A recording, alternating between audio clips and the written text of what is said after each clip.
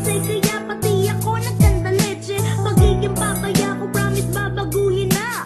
Pati pangaral mo, promise ay susundin ko na. Pasensya na sinta, hindi ako naging perfecto. Tao lang ako, nagkakasala din naman ako. Pero pipilitin kong iayos ang lahat.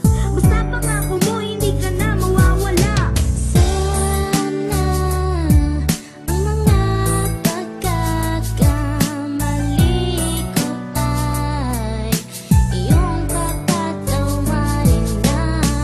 At kung meron kang konting pagmamahal, kaya bang itabi ang sakit at sa'king bumalik na. Pagkipis ng mga ako ay nangongonsensya, hindi na makatakas dahil may ebidensya. Ang nakaraan tinatakasan na nanghihinayang. Bakit nagawa kong saktan ka, hinayaan magparaya at pinalaya ka, kaya madayang puso ko. Hindi ka pinagbigyan kahit konti pang atensyon. Kay laki ng kasalanan, ang bigat ng iyong damdamin. Pagsasalang nagawa ay gusto ko nang aminin at babawiin ang sakit na iyong naranasan. Ang pasakit na dinulot, kailangan kalimutan. Magsimula na tayo, please, hindi ko na to kaya. Nung iniwan mo ako, saka ako ay natauhan.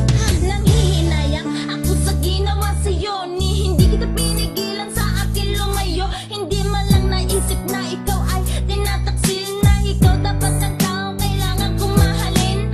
Sabi nga nila sa huli ang pagsisisi, ngayon ko lang nalaman ang aking mga mali, ang aking kasalanan. Gusto ko'y paliwanag, pero lamang na relasyon hindi na nagliwanag.